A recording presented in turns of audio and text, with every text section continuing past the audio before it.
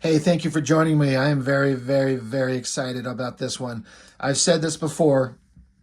On occasion, I get the opportunity through my YouTube channel. I've made connections to people who've followed me and watched me, and for whatever reason, I still have a hard time believing that people are interested in what I've got to say and they want to share their work.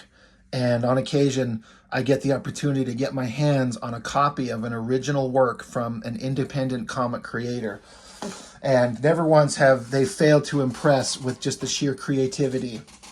This one stands out as wholly unique in several ways. And I'm sitting here trying to think about the best way to kind of explain what this thing is, because I don't know if I have the means to explain it in a way that does it justice.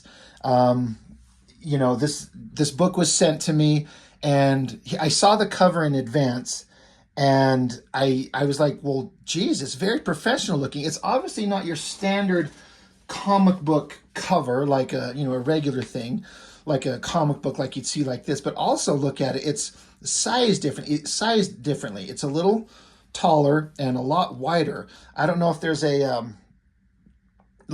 term for what it would be, but it's like magazine size or something to that effect. I don't know how to describe it, but it's also formatted like a magazine. Upsetting, Tales from the Domverse and Beyond, Giant Fall Special, 3 upsetting stories, Something Cosmic Press, number 77, over 130 pages. Like the fonts, the design, the layout of this, like it's awesome. And I like how it's like, if I don't know a lot of this for sure, I'm kind of just making some assumptions, but this is the first work from the creator, and I wanted to find the name. Mark Domowicz, I hope I'm saying his name right. Editor-in-chief, associate editor, cover, front piece, it's all him. Everything in here is him, with the exception of some story in the back that was written by some others, another guy but he still drew. But everything is done by this Mark, and he was awesome enough to sign it for me. That's really cool. But like just the design of everything, like what is the word? I'm sorry, I'm kind of forgetting all my terminologies today, but like the design element to everything, the wording, the text, the letter forms and all that type of stuff. When he sent me a picture of just the cover, I was like, holy shit, like that's awesome. And I could tell by the photo that he sent me before I got the physical copy that was sized a little differently, which is great. But then look at the size of this thing. There's no joke, over 130 pages. Like my most recent fan comic of He-Man that I did was with story and pinups and everything was 127 pages, almost as, basically the same size. So to see somebody else create a book that's a big piece of work, this is why, I make my books. I'm only putting them out once a year. And I want to give a big, thick piece of work where there's a lot to read. Now, I'm not saying that as a negative on anybody else's work when they send me or anybody else's comics that are a smaller, regular size, 17 to 24 page comic. There's nothing wrong with that at all.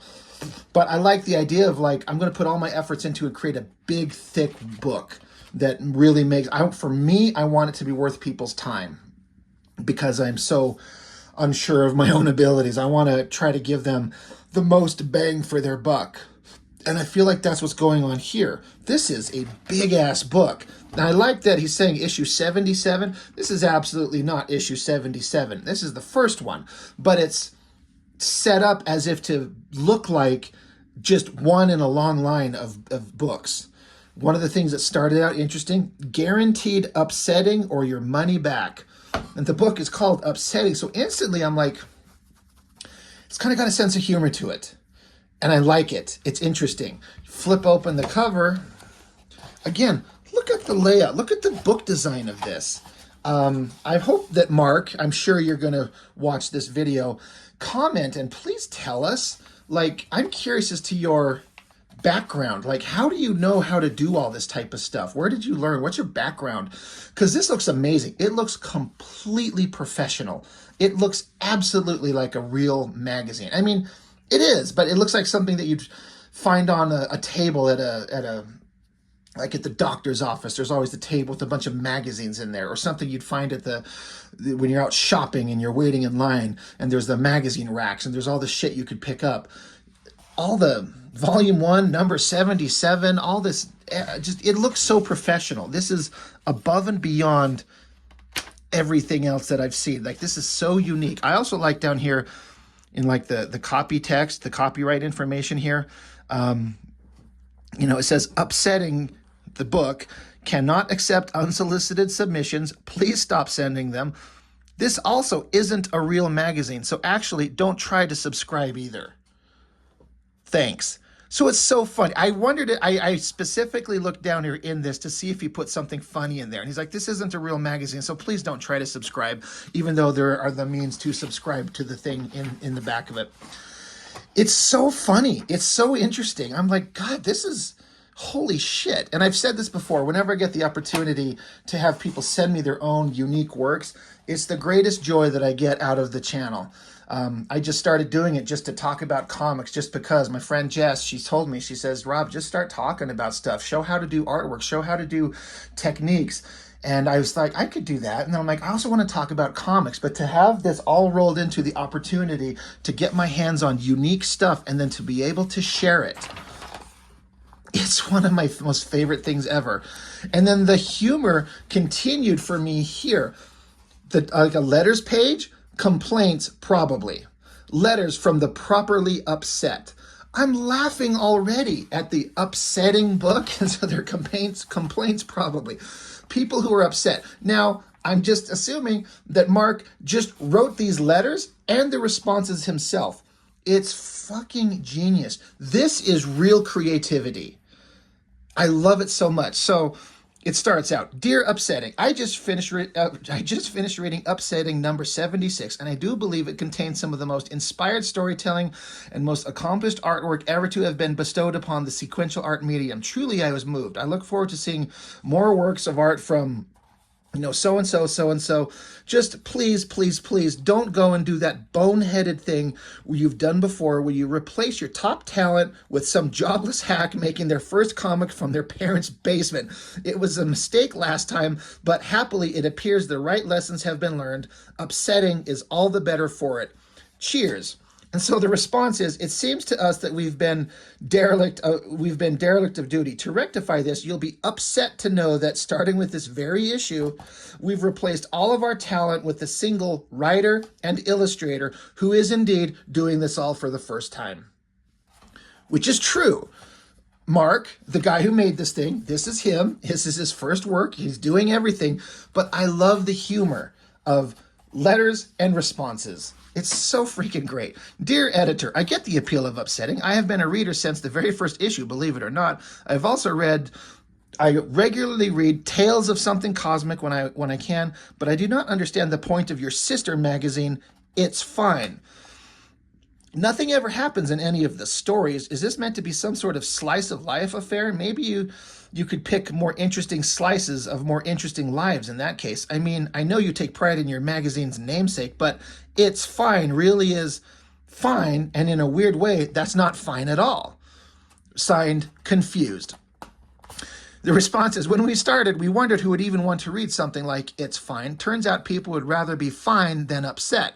Subscription numbers for It's Fine are through the roof, and the people who write in are lovely. You could take a page or two from their book. Mark, I hope you're watching this. I want you to know I laughed out loud several times throughout this book at some of the funny stuff like this. Legitimately, like, humorous stuff. Humor is hard. I can't do funny. Like, I've had some people tell me that they've laughed at some of the stuff I've said on my channel, which, thank you. I'm just kind of speaking off the cuff. And if I ever come up with something funny, it's either like lowbrow, like dirty joke humor or foul language, or I'm just regurgitating some shit I've heard from somebody else. But to be legitimately funny, you have to be smart to be funny.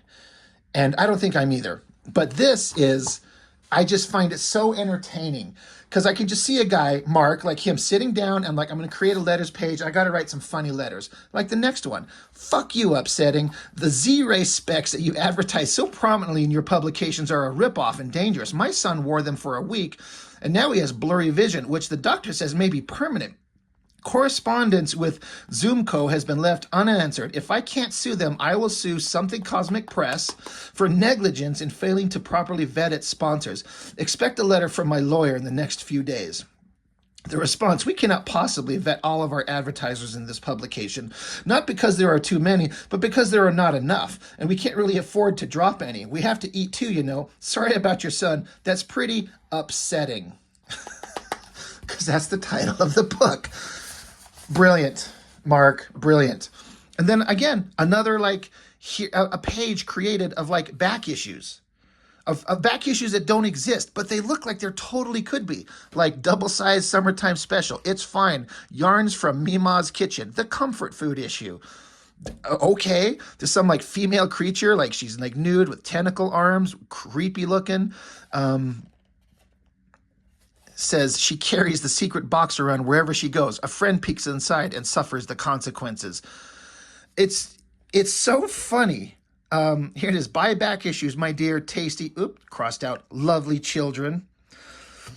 It's like, it's completely unnecessary. If you want to just make a comic book, like is in here, there's a big comic book in here, but he creates it as a magazine and throws in all these like letters pages, ads. It's brilliant. I love it so much. It's so funny. And then the comic here starts properly. Now, written and illustrated by Mark Domowicz. Again, I think I'm saying his name properly. So it starts here, and he does number the pages. This is starting page 6 here. So this is starting page 4. So obviously the previous pages, but just to give you an idea of the page count. If we started page 4 here, this story that he's created goes on to page 93. This entire run is the story that he's created. That's a big work. And I can see, again, I created my comic, like I said, it was 127 pages, I think it was 117 pages of story and then some pinups and stuff like that. So I like and I respect the guy for creating a big work. Now, he said on his text messages to me, like most people, myself included, we're all kind of like, it's hard to put your work out there. It's a loaded moment, you know, you create it, you do the best. I think like most of us that create books, we think that there's legitimately good ideas in there. Like I wouldn't be creating it. I wouldn't be drawing my own goddamn comics if I didn't think I had something good there because it's something I want to see.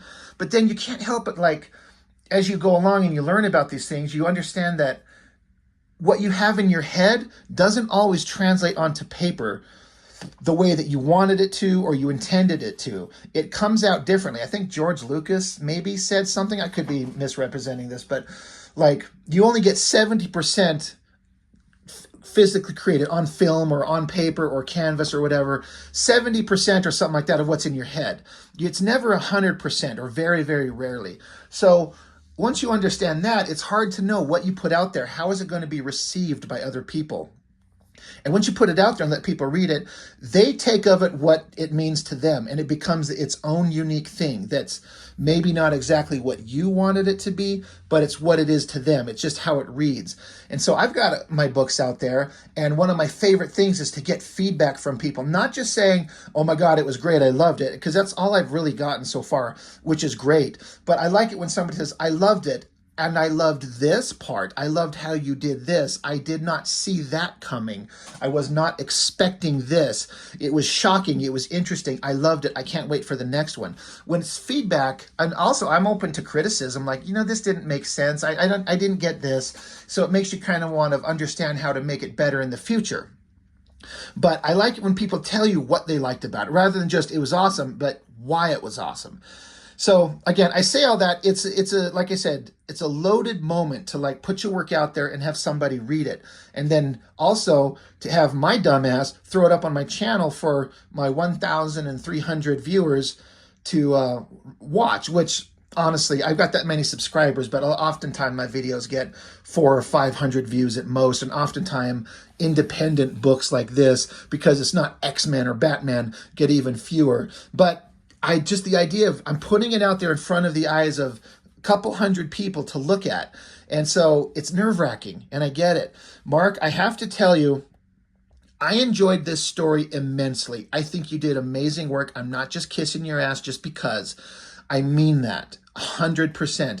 You were telling me on your texting when you were sending to me that you were a little like, my art's kind of rough. It's kind of new. I'm kind of new to this. I mean, I guess I can say I can see that, but you've got everything that is necessary to tell the story. And I'm kind of like, how much of the story do I tell? Because there's 90 pages to go through here, and I don't want to go on forever. And I would like everyone to get a chance to see this on their own if possible. But you got this planet in space. It's basically like a space adventure. And one of my favorite things that always entertains me is the idea of like a science fiction world. You're on a spaceship and you either land on a planet or you inadvertently crash on a planet, and it's an alien world and you don't know what's there, and you have to go deal with whatever the hell monstrous kind of nightmares you find and struggle to survive. That basic trope fascinates me immensely. And that's what this is. So I was instantly hooked. And they're talking about, they're going to this planet. There's this female and two androids and utility. They are androids only, but utility combat models. And they're going to this planet that's 400 years ago, I believe, is the last time they've heard anything from this place. But they're sending this woman and these androids to seek out and to go salvage stuff, basically. And Mark, I hope I don't misrepresent the story. Now, you were talking about, you felt like your work was rough. I think you said that this was the first time inking. So it's not a super polished, clean comic book work. I get that. Like, I was going to pull out one of my own pages just as like a example. And I'm not doing this as like a, oh, look at the cool shit that I'm doing. I don't mean it that way, but, you know, when you're trying to do polished, finished inks and stuff like that, I'm spending a lot of time on these. So, I mean, maybe I've got a slicker look, and this is a rougher look, but I found myself completely enjoying it, and it worked. It feels like a combination of, God, I'm trying to remember what I was feeling when I was reading this. I get kind of a Frank Miller vibe, and God damn it, I can't remember. I had someone else. I'll think of it as I go through it. Another artist work that I got the vibe of that. I think a little bit of a John Romita Jr. And also your work reads kind of like storyboards. Quick drawings to tell the story, not perfectly rendered, slick, clean, flawless drawings, but like storyboards. Now, I hope you don't take that as an insult. I do not mean that as an insult. I think you were saying there was so much story to tell, you kind of had to rush through it to get it done, which I get. And, a person could argue that, well, if you took your time, it could be clearer, it could be cleaner. I don't know if clearer is necessary. I kind of felt overwhelmingly the storytelling was perfectly clear, and I enjoyed it immensely. Could the drawings be a little bit more polished? I guess, but like something like this, like some artists I was talking about recently, who was I talking about?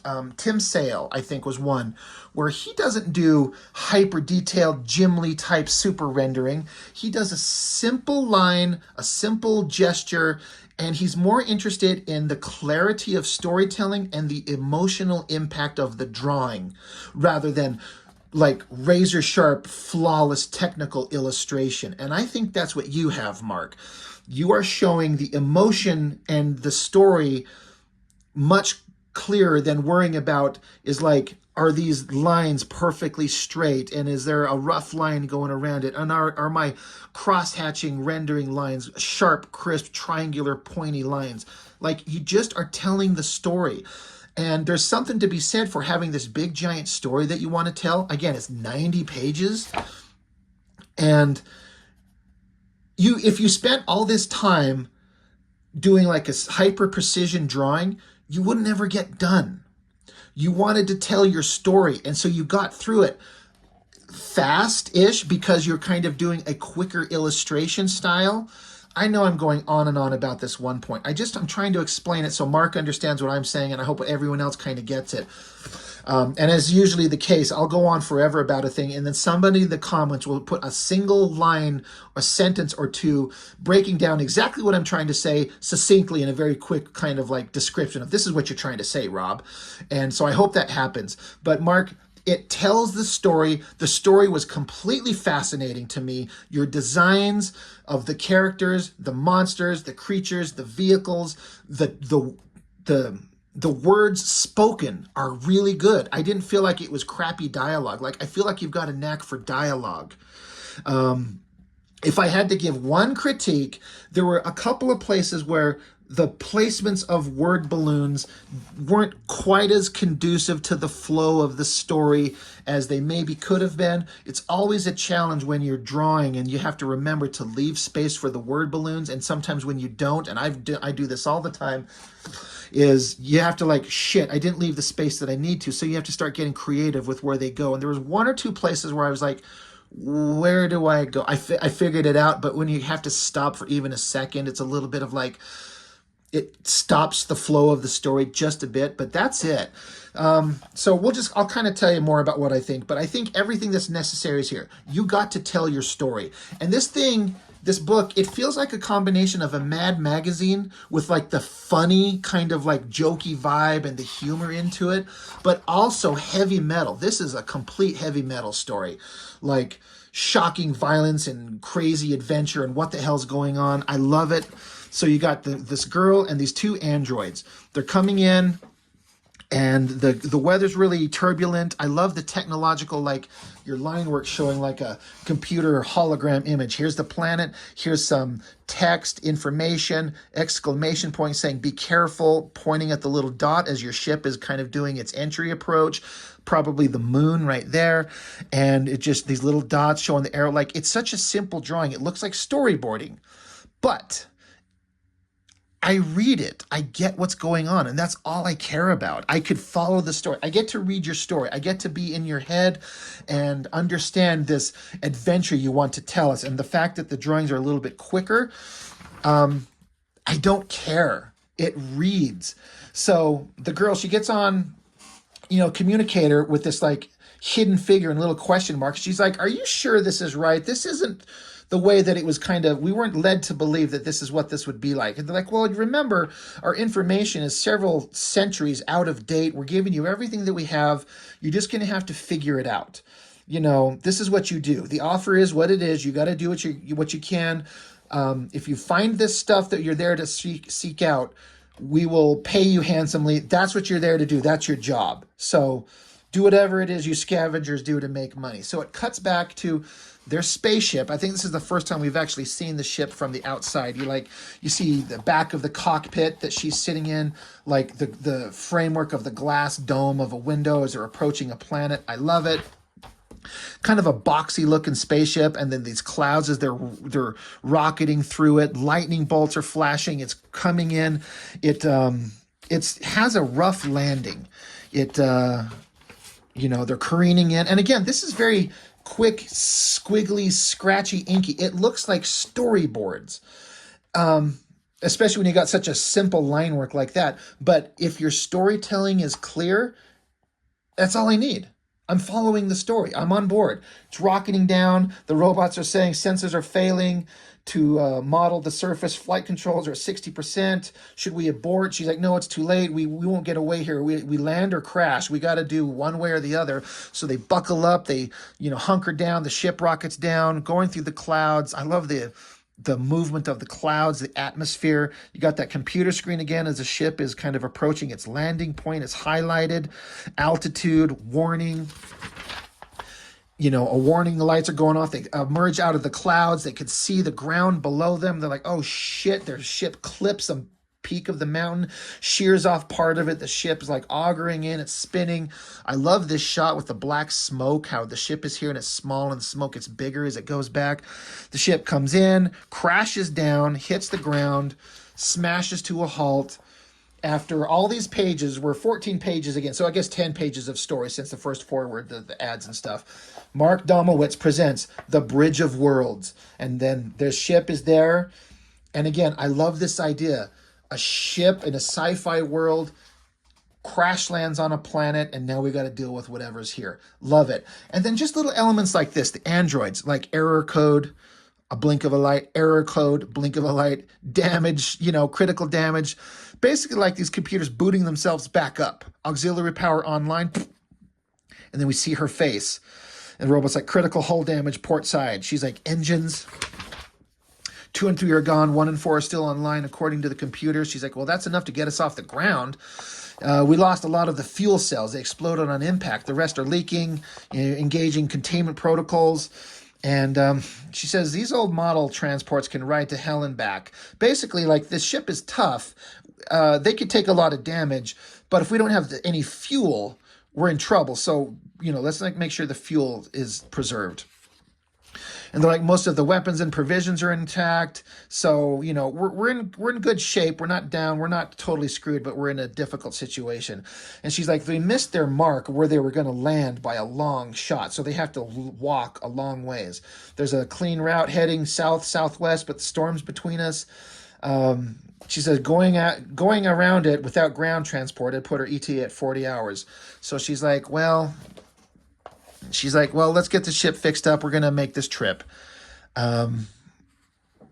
So again, this big shot of the ship, and they're preparing to travel from where the ship is crashed to the place where they needed to go.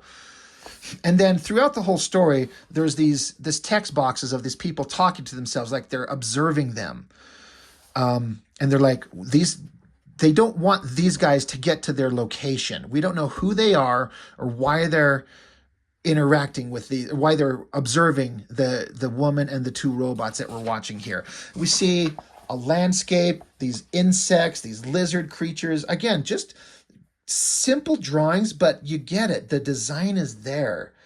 And this is like, it's like I'm trying to think of, there's probably a term for it they use here, but it's like a robotic mule.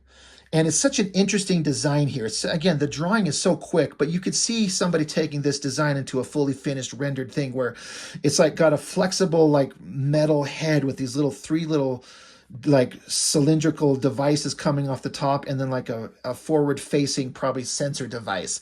And it's got little pointy legs to walk on, and it's got these boxes all around it. It's like a robot mule. It's exactly what it sounds like. So the girl, the 2 androids, and then these robotic mules carrying all their supplies are making their trip. It's such an interesting design. Again, quick drawings, but they're traveling through the jungles. It's dark, and again, he gets very scratchy, inky, showing the environment that they're in, but you get it. She's standing there, she's covered in shadow, she got her Shatterstar sword out, the mules in the background here, they're chopping their way through the place. And it's just, I love, and it's kind of silent. We're just letting the visuals tell the story. You don't need to have a bunch of text all over here telling you what we're seeing, like those god-awful Curse of the Spawn books that I've gone over.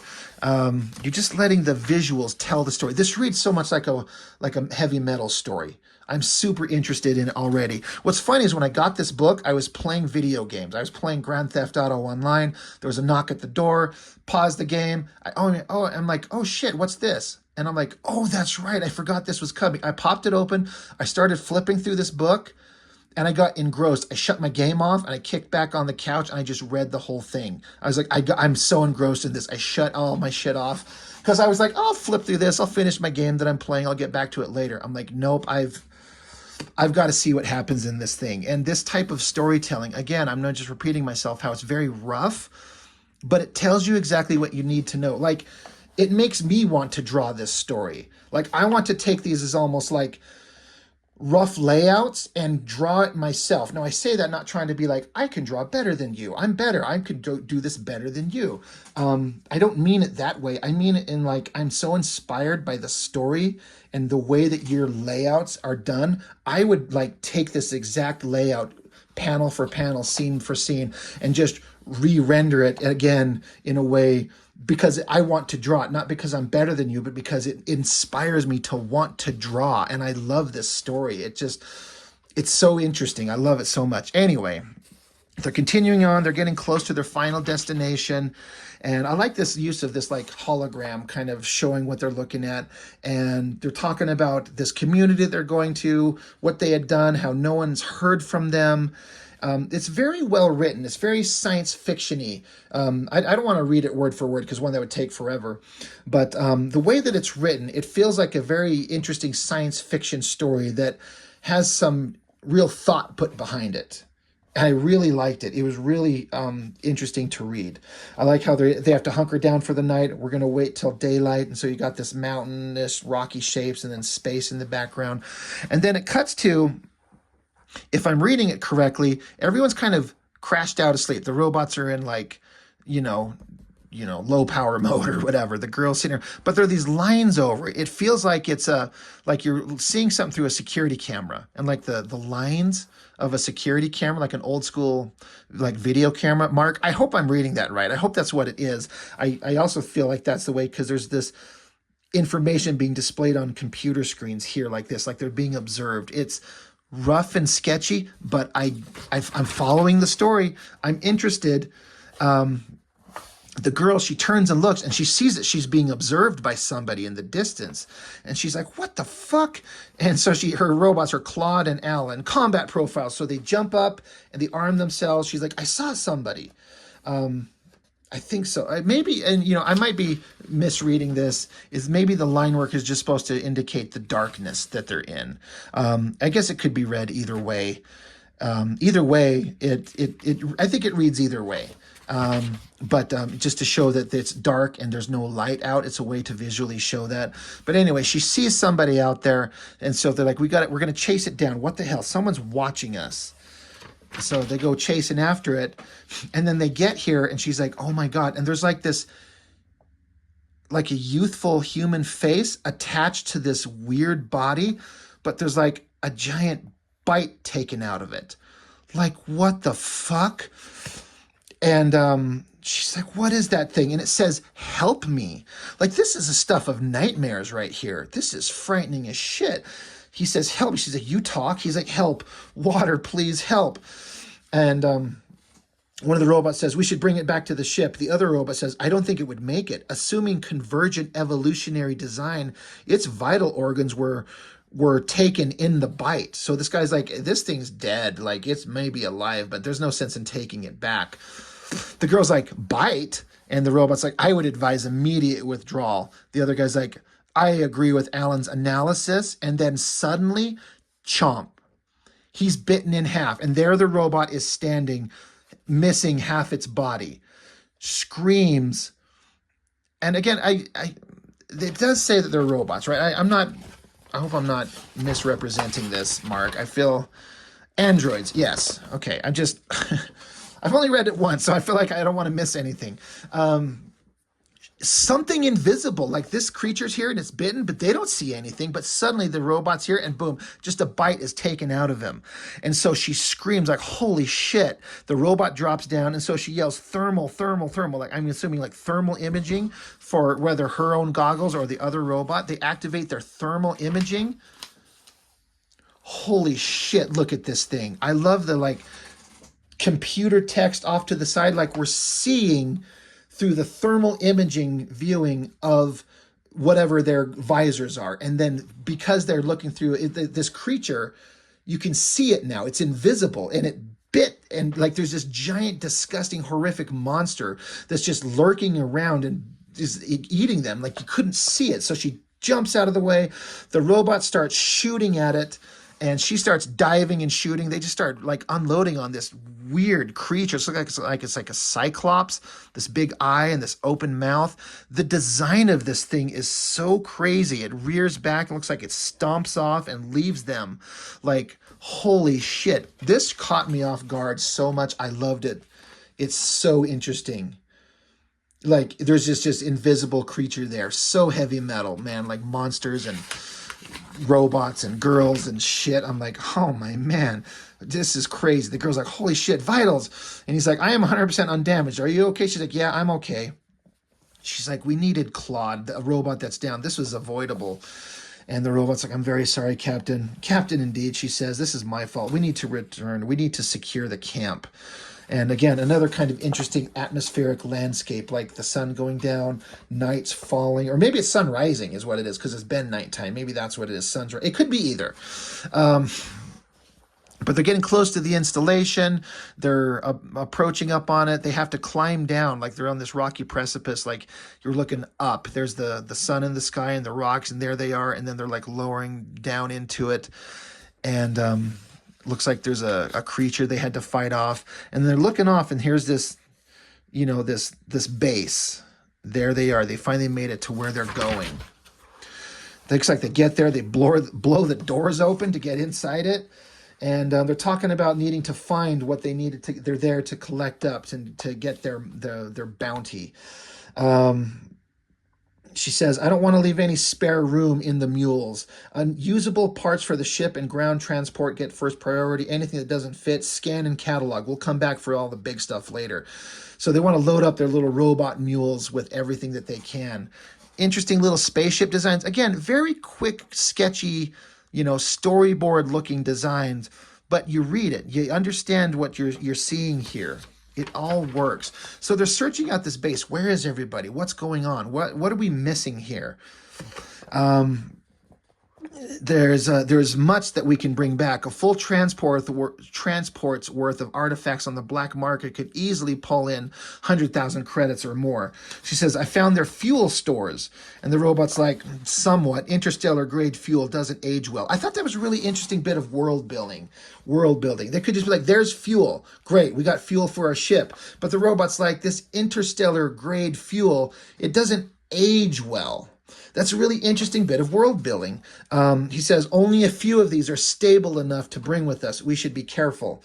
She says, that's fine. It should be enough to reach escape velocity under load. That's all we need. So, like, great. We found some fuel. Not all of it's usable, but enough of it is. We got to kind of choose our moments carefully. We got to, like, not pack ourselves too heavy, and we can get out of here.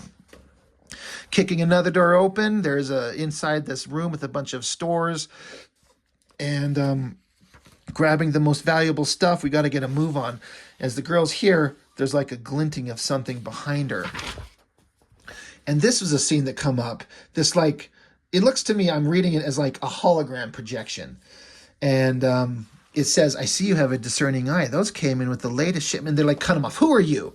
She says, yes, I am always eager to help when I see new customers. I'm Clerk version 10. I also respond to Clerk V10 or simply Clerk. I am happy to answer your any questions you might have. She's like, you run the store? That is correct. I'm an advanced clerk model, a product of Kaiserline and Freidmont Logistics. I hope I said those names right. And he's like, this scientific outpost is small and only has this one store for general supplies. I met every resident. They're like, are you aware that nobody's here? How long has it been since you've seen a customer in the shop? He says, the last customer here was 62.621 years ago, measured by local heliocentric orbit. That is 430.01 UGB standard years. I'm kind of dumb. I'm not sure what the UGB stands for, but you could kind of basically say in standard, like Earth terms, that's 430 years since he's seen anybody here. She's like, that's consistent with the last known reports. Yeah, and it tells us something. They didn't just stop sending data. They stopped living here altogether. And so I like this, like, holographic projection of like a robotic intelligence to like give information. I kind of hear the voice of Hal from 2001. Honestly, when I read this, that's the voice I heard in my head. I think it's really neat. But they're just still trying to find out, like, we're here to collect up stuff, but where did everyone go? All the materials and technology are here. What the hell happened? So they talk back and forth about what's going on. Again, I don't mean for this video to go too long, and I don't mean to give away all the story points, but kind of want to get into the most interesting parts. They get into like a scientific laboratory. There's some weird gooey creature stuff going on. Growths all over these scientific tables. This is really interesting. Like, what the hell did this science get into? Grab samples of this growth. It may be the only research we'll be able to bring back. Who knows if they'll even pay for this. So she does this little device that she's got hovering off her, like recording and process full data spectrum. So it's like it scans in these different, different ways of scanning to record all this information. But then they hear something like outside the wall, outside of a door, so they get their guns drawn. What is it? And they go into this room. There's stairs that go down, and they go looking, down this chasm, these dark stairs, and what the hell? And there's this like monstrous humanoid creature thing. She's like, who are you? Its eyes opens up. She's like, stay back. I can't be saved. They know you're here. I can't be saved. Like, what is this nightmarish creature thing going on here? And then it's like she starts freaking out and she like explodes or something. Like she has this crazy freak out and guts are exploding, like run. And she kind of screams and explodes here. I love the explosion, the movement, the shadows. Again, like, Mark, you should be doing storyboards for like big movie studios or something like that. Or you should storyboard out my next comic, dude, because I would follow your layouts easily. But they're like, what the hell is going on? Who are these creatures? Why are they exploding? What the hell is going on? Like, do we turn back? The girl's like, obviously not.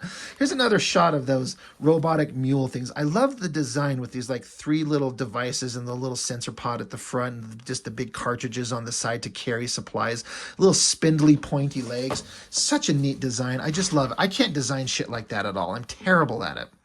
But they keep going down lower and lower, trying to see if they could find out what the hell they could find. And then those voices that were observing them, they keep getting closer. They're moving faster than expected. What the hell are they coming for? And then they come into this, this scene right here of like this, it's like a cave with a waterfall falling down from an opening in the surface. And they're like, what the hell are we seeing here? Where is this? They're just descending further into this like mystery, this adventure. And then there are these creatures that pop up. They say, you are not welcome here. They come running for them, so they start shooting. I love this shot here. This creepy, scary face, almost skull-like, with these tentacles kind of splooging out of it. It's going to attack him. It grabs onto the girl. She's shooting them to get them off him. And then this creepy female creature, these creepy eyes, these long claws. This drawing is awesome, Mark. This thing looks great. That is creepy. Like, you got creepy going on here. You got creepy going on here. Whatever these creatures are, those big long claws, it shows up and just impales the other android, like super deep inside it, and then like basically rips it in half. And she freaks out. She's like, fuck, Alan is the name of the robot. I like this, how she's pulling her claws out, how they're like pulled down to a point. She's stabbed into it, and as she pulls them out, they're kind of like held close together. That's really interesting design. And then the creature leaps at her and dives and stabs her through the shoulder. Those long pointy claws stab her right through her shoulder. It's hissing at her. So the girl grabs onto her hand, the hero girl, she grabs onto the monster's hand and pulls up her gun, blows a hole through its chest and like its arm, and like it separates, or the arm's still attached to it, but then she puts the gun to the arm and blows off, so it separates the arm from the creature itself, so it's still sticking out of her, and she's like kind of unfazed, like super badass. I love this shot here of like she's looking left, right, behind her, the shadowing on her face. Another creature comes up, another scary shot, this interesting use of lighting and everything. So well done. And it shows up and it starts vomiting fleshy material she has to dive out of the way of, but then it grabs onto their robo mule and starts crushing it and explodes it, probably because it was carrying their fuel that they just picked up from earlier. So I love it. This gooey organic material grabs onto the robot thing, crush, explosion, rocks are falling, girl's having to dive out of the way. She's still got the claws sticking out of her chest. Like, Mark spent all this time telling a decompressed story. It's not, we're not shoving this entire thing into 24 pages, which could be done, but the opportunity to show all these scenes and have them slowly play out the way that he wants to. He's drawing a comic book the way that I want to. When I'm drawing my He-Man fan comic, I'm not concerned about page count too much. I'm telling it the way that I want to, which is why they're so damn big. But this just reads so well.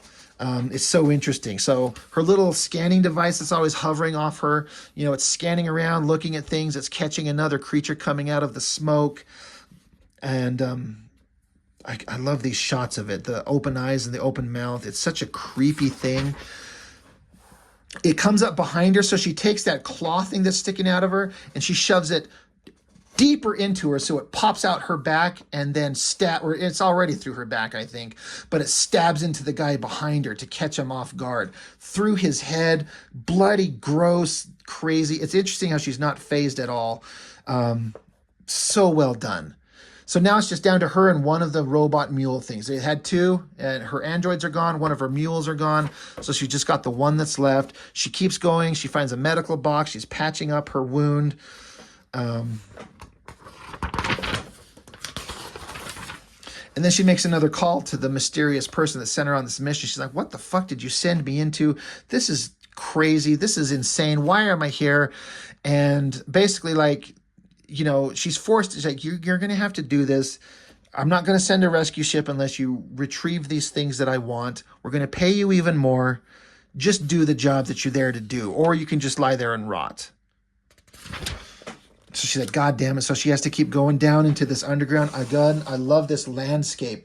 These stalactites and stalagmites. Is that correct? One's up and one's down. These rocky formations into this underground cave as they're just like wandering deeper and deeper into this hell that they keep finding. She finds a cave, walks into a room, and there's cages suspended from the ceiling with creatures saying, please kill me. And like the horror look on their faces. Again, I've talked about this. You might, think you're doing really rough drawings, but when you get the emotional look in their eyes like that one, you can tell this creature looks scared and worried to me. If you're capturing the emotional, important parts, that's all that you need, honestly, to tell a story. It doesn't matter how clean and clear your final perfect drawing is. One of these creatures is saying, release us. She's like, I believe some of your friends just tried to kill me. How do I know you won't? And it doesn't respond, but she decides to do it anyway. She says, fine. Blows open the lock, and the creature kind of like slithers out. It's this gross thing with these little tentacles hanging off its head, and it just slowly crawls off. She's got it at barrel's end, waiting for it, like, I mean, are you going to attack me or not? But the thing just crawls away. She's like, oh, a little bit of a sigh of relief. So she opens up multiple cages, and one of these creatures says, it's pointless. Cages mean nothing. The Bridge of Worlds imprisons us. She's like, well, just run, just go. She says, we run, but the Bridge of Worlds brings us back. What the hell are you talking about? What is the Bridge of Worlds? He says, the leader of the cult, they worship him. He is their God, all-powerful, chosen by the higher power. He mutates us. He tests, experiments. We are the failures. We can only be slaves or soldiers now. And says, the Bridge of Worlds is a person? He's like, you understand now. Why is he doing this? Perfect mutations for the cult. So if I kill the leader, this Bridge of Worlds, you are free? Free, yes, but he is all-powerful. You will die. She's like, well, where is this guy? And it's like, no, you'll die. Like, warning her off. Like, don't go do this thing. So in her rage, she like starts shooting around the creature, trying to force it to tell that where is he? And this creature says the throne room, and then teleports itself away. She's like, oh shit, this creature can teleport.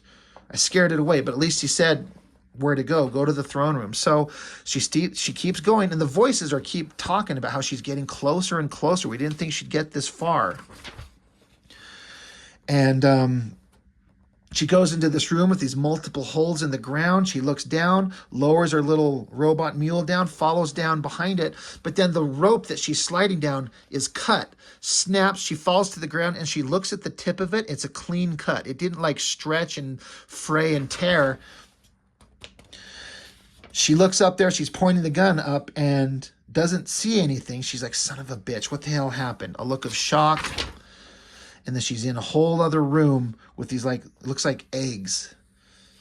Again, this whole science fiction adventure. It also feels kind of like Pitch Black, the movie with Vin Diesel, or like you're just searching through these caves and these monstrous creatures. There's a little bit of that vibe here. These weird mutated bodies that look disgusting and creepy. And then there is this voice that says, you had your chance to leave. In the distance, these like weird creatures in these cloaks with these beady eyes and these like, I love the way he renders these mouths with these teeth. They're carrying swords. They show up and they start slicing open these egg sac things, and these like creatures ooze out of it. Now these things look evil and monstrous. So what a weird bunch of awesome story building, you know, world building, storytelling with these creatures, probably part of the cult that's been mentioned. They free these monsters, and so she's got to start unloading on them, killing them all dead. And but there's just more and more monsters. She's being backed up to the edge of a cliff, and then she looks up, and then from previously when she was at this part where she was lowering herself down and the line got cut, we see that creepy female creature with the claws. She's holding on to the edge with her one stumpy arm, got this evil look. I love this drawing. It's so good. It makes me want to draw. Like your emotional vibe, Mark, that you do on these things is so good. Evil look on her face. She drops down there, and now she's like joining with all these others. So the girl, she gets into her little robot mule, gets out a device, sends the creature running at them, the robot, charges at them, and she takes her gun, gets a bead on it, and once the robot mule gets near all these creatures, she shoots it, and it explodes. This is one of the better explosions I've ever seen. Like, I need to learn how to draw explosions, like these balls of like explosive smoke and flame. It works so well. Such a great explosion, Mark. Man, that is perfect. And I love the storytelling. Your storytelling is almost perfect. And there are places, there's one or two places where the storytelling is maybe slightly unclear, but there are many, many places, Mark, where your storytelling is flawless. It reads perfectly. I understand so clearly what's going on, and I love it. Like, for all your kind of humility you were saying to me about, you're like, I don't know, it's my first thing. I don't know if it's very good. My art's really rough. You know what? You are so far advanced from so many other people. I don't know where you got your skills from, man, but it's legitimately there. So all that explosion, now I love the rendering. It's dark. All these creatures are dead. She goes deeper and deeper into the chasm. She runs across this giant door. There's more of these cult members. She just blows them away. She's not even wondering. And we reach this part where here she is down here, very small, and there's this big giant stone structure with organic looking weirdness all over it. She says, "Are you the Bridge of Worlds?" And look at this thing. It's like, I'm assuming the intent is for it to be unrecognizable. Like, you can't really tell what it is exactly. Up here, you can kind of see like a face and kind of like a body and arms and legs, kind of. But it's like this giant stone temple, candles, but it's maybe some kind of human body that's mutated into these long tendril things. It's disgusting, and it's perfect, and I love it. I love the lighting ideas, like these big circular lights and the way that they're rendered behind it. This hatching on this forward part of this stone structure that's backlit by the lights behind it. So great. And he just basically said, I am this creature, and this is what I am. They're having their little conversation back and forth. And, you know, they talk back and forth about what's going on. Again, we're approaching an hour into this thing. It's so interesting for her to have her final kind of confrontation with this thing. And she, like, basically, like, you don't want me to get back into the hands of the government. What I am is, it's bad if what I am and the technology and the mutations here get in the hands of the government, because they're going to do terrible things with this. You don't want me there. And, you know, she calls her handler, you know, she's like, this thing that claims to be the doctor, like the scientist that they've been looking for here. And I know what you intend to do with it. He's like, it's better in the UGBS hands than anyone else's. You have no idea what you're dealing with here. And so I'm trying to think of how much to kind of explain, but basically they're like, now you get it. So do your job and collect your paycheck. You must be smart enough to understand you have no choice in the matter. If you don't fulfill the contract, we don't send a rescue ship. You can rot on that planet. And so, she starts unloading onto this creature here and just keeps blowing it away. It's pretty gross. And whether it's dead or not, I think is a little bit of a mystery. But this creature from before teleports back into view. And she's like, she's like, yeah, I can help you. How will you help me? To kill it? She says, you can't. We tried hundreds of years ago. Something keeps it alive. She says, it can be destroyed. There is an artifact. This is what they were talking about in the previous pages. She says, yes, at the antipodal point, people sent to find it never returned. She says, it's been found, but it doesn't matter. UGB has it, like the government place that she's working for. She's like, and this creature's like, yes, I send you there. She's like, you can teleport me to the capital system? She says, it is very far. Yes, I am very weak. It will kill me, but I can do it. I will do it. But you promise, okay? Return with the artifact. Promise. Free all of us. She says, I'm a scavenger. You have no reason to trust me. Says, there is no other hope. Okay, send me. So the girl's there, and this creature teleports her, and she's gone. And then standing in front of the giant obelisk here with all this creature's goo and stuff, and this little creature down here saying, save us. And that's the end of the story. So, I didn't mean to skip over the whole conversation, the whole climax of the story, this bridge of worlds, this creature, but I'm trying to think of just a way to kind of explain it in a way that to kind of give the idea of exactly what's going on here. But there's an artifact that can save these creatures, can kill off the monsters, and they send this girl gets teleported back to the capital city to get this artifact to kind of undo all of this insanity that's been going on. And that's where the story ends. A perfect cliffhanger. I want issue 2. I want book 78 or whenever the next one would be in it. I love this last shot, this big giant shot, the cross hatching on the lines to give it a sense of scale. It's darker down here. It's lighter as it goes up. The lighting in the background. Again, it's just so great. I was a little bit pissed that the story's over because I wanted it to keep going, even though it got 90 pages of it. And there's two other stories here. The Cost of Anything, written and illustrated by Mark. Another great, like simple kind of panels, kind of the exact visual opposite, where it's like decompressed storytelling, telling panel after panel after panel of storytelling slowly to keep you immersed in this. And then you've got a story that's just a simple single image and some text to tell you what's going on. Now we're basically an hour into this. I feel like I should kind of wrap up and leave you kind of looking to kind of go seek out this work on your own.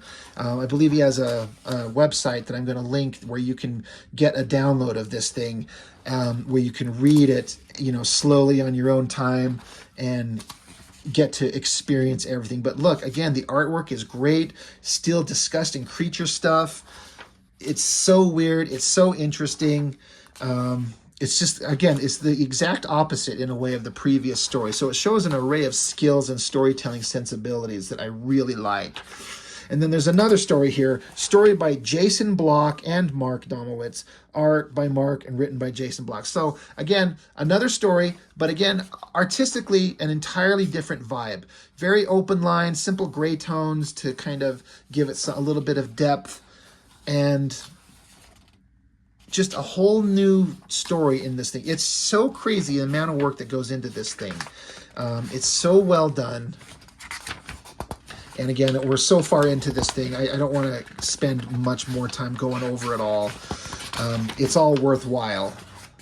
But I wanted to get to one of my favorite things in here. God, this stuff is all really good. Crazy creature designs again. Great explosion again.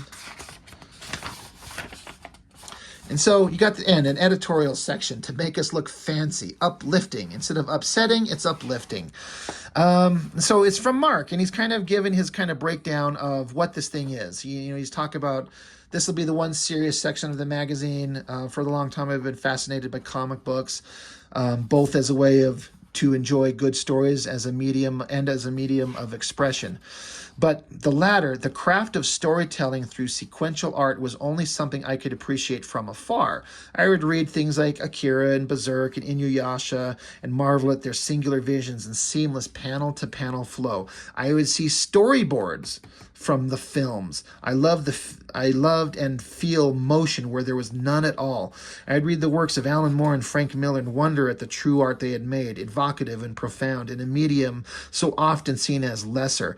I'd see all these things and desire to make my own, but never try for lack of skill, time, or even ideas. So fast forward to 2023, to my surprise more than anyone's, I've actually done it. I've made a comic of my own and you're reading it. The magazine is in your hands. The magazine in your hands is the first I've ever made, and more than just my first comics, the stories herein are my first attempts at storytelling at all in any medium. In a single stroke, I've become a storyteller and a comic book creator. How about that? Mark, it's a fucking hardcore, super awesome achievement, man. You've got skills that so many people lack. For this being your first attempt, again, I talked about at length how maybe the drawings are rough, but you've got the storytelling chops, the ability to tell a story, to concoct a story, to write it out, to visualize how it needs to be told, to write the dialogue. It's great for a first attempt, man. It's astounding to me. And there's like an ad. I think this is probably an ad for something that's actually, because it has a website right here. Look at that, artstation.com, Daniel Cheng. I hope I'm saying that right. Maybe it's a story that you can find of this guy's work at that place. Go check that out. And before I wrap this up, I wanted to show you one of my most favorite things. Well, again, the back cover, another perfect like magazine type thing. Here's more copies of the works. And I'm wondering if that's a continuation of this story or if it's just like a false kind of different story. But anyway, these things back here, I love these. Oh my God. I'm sorry. I'm trying to think. My brain is not working right now. I'm trying to think of the books that I just reviewed recently, the Sundays in Space, and my brain cannot retrieve the name of the guy. Dan Goodwin, Jesus Christ. He did something similar in his books like this, and they're genius. They're like false ads for products that you can pick up, not for real, but making up these fake ones. Dan Goodwin in his Sundays in Space did several that I thought were hilarious, and this is more of the same kind of thing, and they made me laugh so much, starting out with 100% real death ray. Death ray from Zoomco. Obliterates matter in all forms. Use with caution. $1.50. Oh my God, I laughed so hard. Like, obliterates matter in all forms. Use with caution. Super cheap. Fucking funny. Elder God monkeys. Fun with the cosmic building blocks of life. Let these little astral beings challenge your conceptions of reality and break your mortal brain. Like, what? Elder God monkeys. For $4, a cyber eye. Replace your boring old eye with Zoomco brand cyber eye. Surgical instructions and kit included. So you get an eye and you have to do your own goddamn surgery. Another thing that they're advertising, eggs. We found some eggs. Don't know what kind of eggs, just a bunch of eggs. They could be your eggs. Who doesn't want some eggs? Free eggs, free. Mystery box, $3. Who knows what's in here? Nobody. It could be absolutely anything. Maybe a rock, maybe $1 million. Probably not that. So funny. True life meteorite. Nobody can prove whether or not these rocks came from space, but that doesn't have to stop you from telling everybody that you have a true life Zoomco meteorite. What are they going to do? Steal it and take it to a museum for verification? No, that's a ton of work. For all intents and purposes, you've got a meteorite. true, I like, it's fucking hilarious. Authentic hobo skull. You can't beat hobos for great skulls. Why are hobo skulls superior to regular skulls? Science still isn't sure. Hobo skulls makes great paperweights, lamp bases, weights for paper, softball replacements, and paper holding devices. One of my favorites, a time machine, genuine Zoomco time travel device. Go back in time and murder Hitler, murder Stalin, murder John Wilkes Booth. There's no limit to the historical figures you can murder with a bona fide Zoomco time machine. Who will you murder? Pol Pot, Charles Manson, a litter bug? Change the world for the better with the Zoomco time machine. Travel back to the Jurassic period and murder a dinosaur. Eliminate the entire human race by murdering the common ancestor of all mankind. Visit the Roman Empire and maybe murder Emperor Nero, or Caligula, or one of those other lousy ones. Can you use Zoomco time machine for anything besides time traveling murder? No, murdering is the only thing to do in the past. I had tears in my eyes when I read that shit. Dude, so funny. Haunted mask. Just probably stay away from this thing. We shouldn't even be selling it, really. It is that haunted, like so haunted. Just don't. Do not buy this mask at the low price of $1.50. Dude, Mark, you're so fucking funny, man. Treat yourself to an actual verified, legally recognized little alien mummy from Peru. You've seen little fake alien mummies now on the news in Mexico, on the internet, on television, and in the newspapers worldwide. Now's your chance to get an actual verified, legally recognized little alien mummy straight from Peru. Each little alien mummy comes with verified legal papers attesting to its legitimacy, signed by a real Peruvian. Hilarious. And there's other things. Clearance, 50 cents. Overstock copies of Abe Vigoda's poorly received erotic memoir, Lustfully Yours, Abe. Yeah, no one wants that. Tactical brand muffin. Do you know the Muffin Man? Now you can save innocent lives just like he does with your very own Zoomco tactical brand muffin. 18 and over, please. Honor system. Illegal in 13 U.S. states and 1 Canadian province. And Z-Ray specs, 2x better than X-ray specs, $1 pair. Beyond underwear, beyond muscle, beyond bones. What will you see with your Z-Ray specs? Find out for a mere $1. And then there's an order form. Checks payable to Don Zoomco or cash preferred accepted. No money orders. Nobody knows what those are. This shit is so funny. The death ray, the elder god monkeys, the murder time machine. Like, what else are you going to do if you go back in time besides murder somebody? And then the haunted mask. Just probably stay away from this thing. We shouldn't even be selling it, really. It is that haunted, like so haunted. Just don't. Do not buy this mask. Genius. So not only was there humor, like a Mad magazine, but there was like this awesome, crazy, wild science fiction horror monster story, just like an issue of I almost said Mad Max, Jesus, Heavy Metal. Mark, I loved everything about it. I am beyond humbled that you'd be willing to send this to me and let me look at it. And if this puts any eyes towards you, I hope that you know that's something that you want. You know, for my little channel, getting the chance to show this to people, it's so good. You know, I talked at length about the simplicity of your artwork, but why it works. But your sense of design, your book design, the layouts, the making it a magazine. I don't know. I think you were saying that maybe you weren't intending on like producing these. Man, having a PDF, like something to read on a digital screen, is one thing, but to have a physical copy, and I know you only had a couple of these and you let me have one, like, it's so worth it. This will be one of my favorite things for a long time. So thank you profoundly so much for sending me this thing. And you even sent me this awesome, you even typed up a thing where you kind of told me what it is, and you're telling me, anyway, if I become rich and famous comic book creator, you have one of the first printings of my first works. So, and then signed it and everything, which you got a great signature, dude. like when I send out my books, I just take a Sharpie and scribble on a piece of paper like a epileptic monkey, you know. But here he actually like printed up a nice little thing to send to me.